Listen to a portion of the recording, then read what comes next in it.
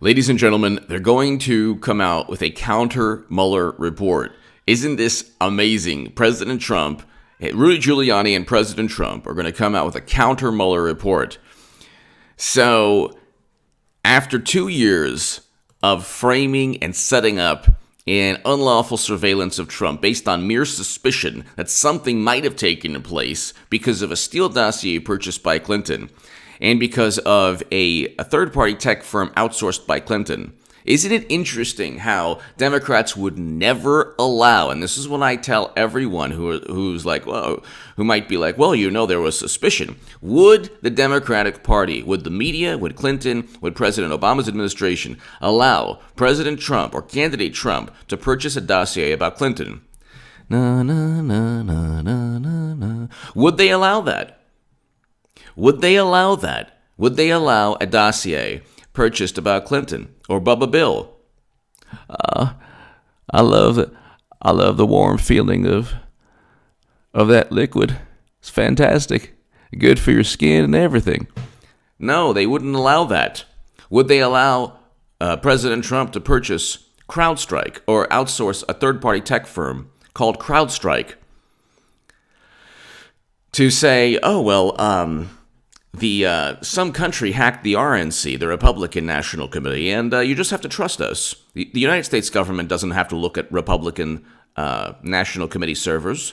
They should just trust TrumpStrike. We found a reputable company. Would they allow that? No, they wouldn't allow that. I mean, similarly, if it was a liberal Supreme Court justice and a person said something happened in a galaxy far, far away, no witnesses, no location, and no specific time or date. I mean, already you have Keith Ellison that they've covered up. So they do not run by the rules that they've created for Trump. They don't run. It's a complete double standard. And now there's a 140-page Trump legal team to refine a 140-page counter report to Mueller. So, Rudy Giuliani is writing a counter report. And after 2 years, the best they can do, Democrats, is a color-coded report. And now they're going after William Barr. They're going after William Barr in the same manner they went after everyone else. Trump legal team working to refine 140-page counter report to Mueller findings. The counter report is now 140 pages long, but Trump's lawyer, Rudy Giuliani, said he hopes to have it down to 50 pages by the time Mueller report is released, according to Wall Street Journal. Okay, so since Attorney General William Barr's 4-page summary of the report said Mueller could not establish that, not just could not establish that members conspired, there was no evidence. See, it's different. With Clinton, Comey said, well, we couldn't find evidence of criminality, or no, criminal intent. We found that she broke laws, but we just couldn't find enough to convict her. That's wrong. There's more than enough to convict her, and there's intent. With Trump, there's no evidence to convict anyone in terms of Trump-Russia collusion or Trump colluding with Russia. There is no evidence of that. There's no evidence of that. That's why he didn't get even, that's why there wasn't even a mention that Trump broke legal statutes. They had one rebuttal, by the way. One rebuttal is, well, it wasn't broad enough. The investigation wasn't broad enough. Well, let's see. You had 30-plus indictments on people who have nothing to do with Trump-Russia collusion. By the very nature of having 30-plus indictments for people who have absolutely nothing to do with hacking the DNC or purchasing Facebook ads at the behest of Putin. That's a very broad investigation, a very ambiguous investigation without even a crime. Furthermore, the majority of the Facebook ads, I keep saying, were seen after, well, actually, it's not me, the vice president of Facebook. The majority of the Facebook ads were seen after the election. Okay, Rob Goldman, vice president of Facebook, stated this. If you look, and of course he apologized so this is a Wired call. He apologized. Of course he apologized because he told the truth about the Russian hacking myth, and you can't do that. So the majority of the Russian ad spend, the main goal of, okay, so The majority of the Russian ad spend happened after the election. This is Rob Goldman. The majority of the Russian ad spend happened after the election. We shared that fact, but few outlets have covered it because it doesn't align with the main media narrative of Trump and the election. The main goal of Russian propaganda and misinformation effort. Okay, so swinging the election was not the main goal. Most of the coverage, I have seen all of the Russian ads. I can very definitively say that swaying the election was not the main goal. So I have seen all the Russian ads, and I can say very definitively that swaying the election was not the main goal. Not the main goal. Not the main goal. Not the main goal. Swinging the election for President Trump was not the main goal. That's according to Rob Goldman, of the vice president of Facebook. Have you seen the Facebook ads, ladies and gentlemen? Politico ran a story on a bunch of them. They're hilarious. One is Jesus arm wrestling Satan, and it's like, oh yeah, well, defeat Clinton. Nobody is swayed by this. There wasn't a person that looked at a Facebook ad. Political advertising does not change people's minds. They reinforce opinions and beliefs that are already existing, that are already held. So these people did not sway or even interfere in the election. The majority of the ads were seen after the election, and the goal wasn't to help elect Trump. That's according to Rob Goldman of the vice president of Facebook. In addition to that, we can only rely on a CrowdStrike assessment. Only CrowdStrike, the third-party tech firm outsourced by Hillary Clinton, the Democratic Party, has stated that the DNC was hacked. The United States government has never said the DNC a 100% guarantee that it was hacked. The NSA is still moderately confident. The CIA and FBI are highly confident. It doesn't matter what intel officials say. Intel officials have been saying everything from the Gulf of Tonkin to Trump-Russia collusion. They've been wrong consistently. The quote-unquote intel community is a political arm of either the presidency, the political party, the prevailing political party. In this case, we have a Republican president, but we have a media and an intelligence community prior to Trump that was beholden to Clinton and Democrats. That's why they can't possibly admit that, yes, they were actually that President Obama's administration, James Comey, Strzok, McCabe, actually spied on Trump.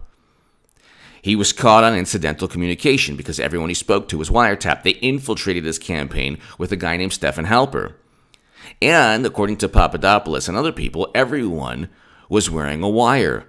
So they have all of this on tape.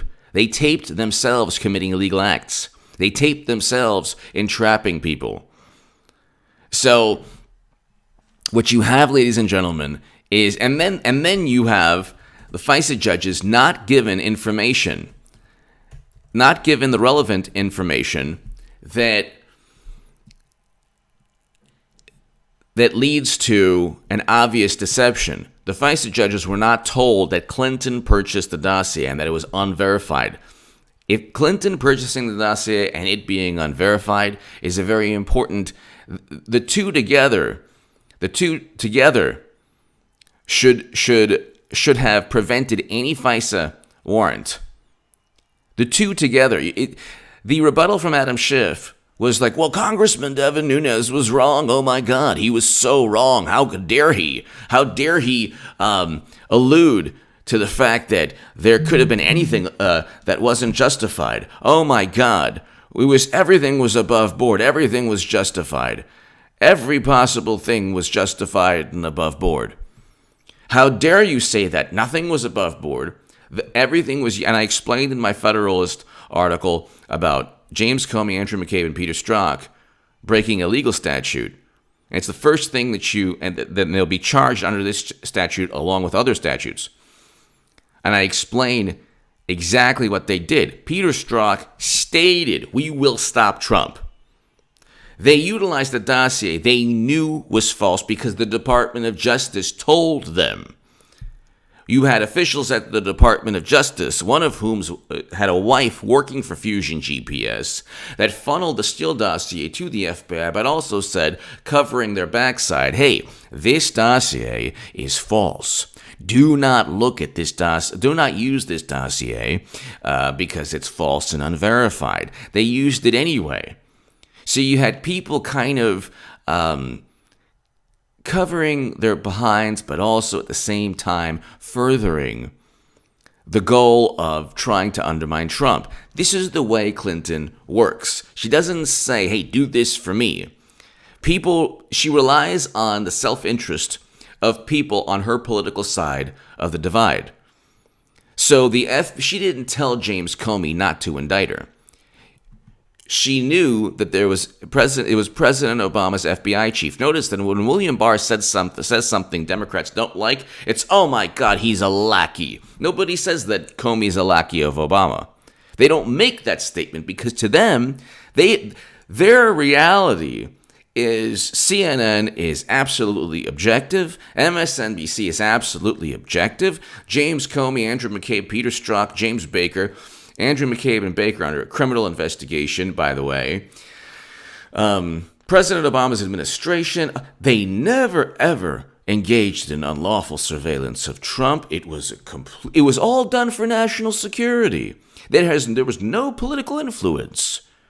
There's no way that the political influence could have taken place because they're above reproach. They are the adults in the room. They get to control the narrative.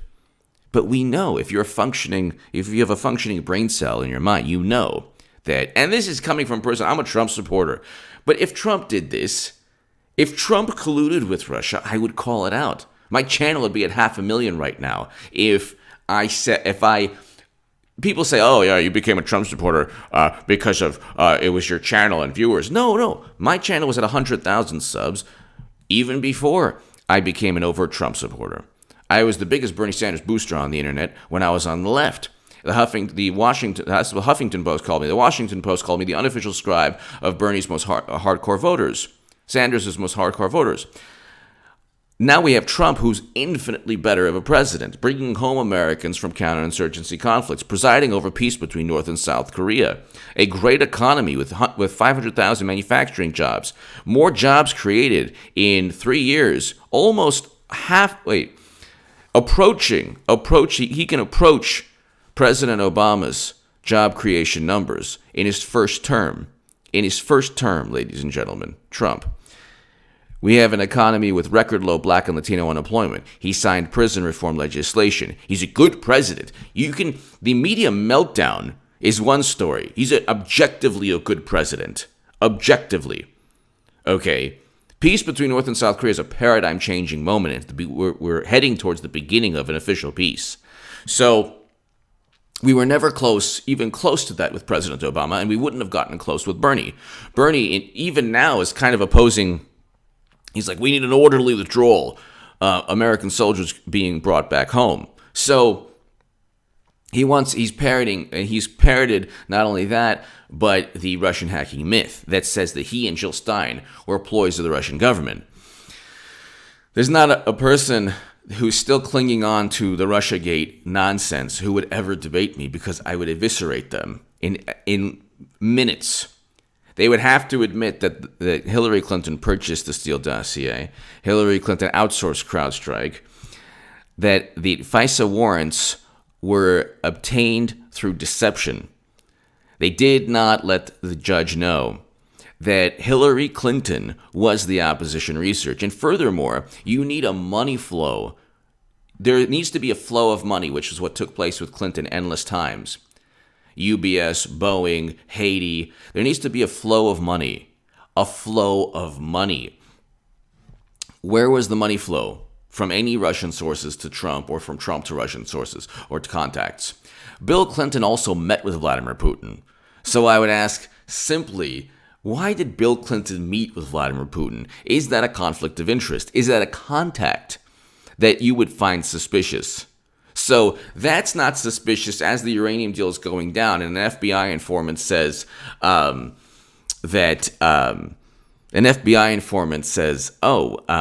Yeah, I heard Russian lobbyists bragging about their influence with the Clinton Foundation. Money flowed into the Clinton Foundation. Bill Clinton got a $500,000 speaking gig. So we have all of these things, but that's not suspicious. And you meet with Vladimir Putin, but Paul Manafort buying an ostrich feather jacket 10 years ago, that's suspicious.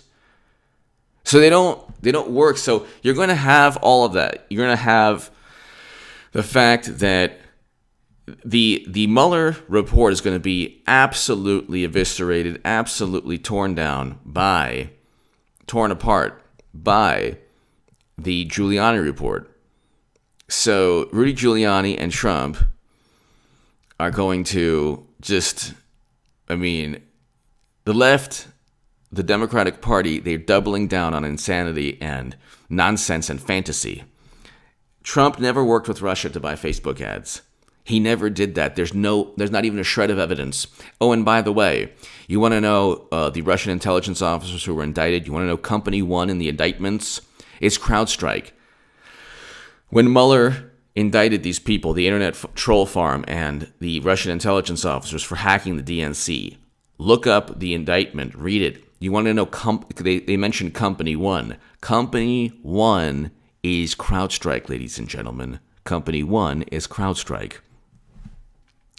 That's, I'm sure, going to be part of the counter report. Give me your thoughts. Share this segment everywhere. Get that article viral. It's already doing very well, but get that article viral in the Federalist regarding Comey, Strzok, and McCabe and the legal statute that they violated.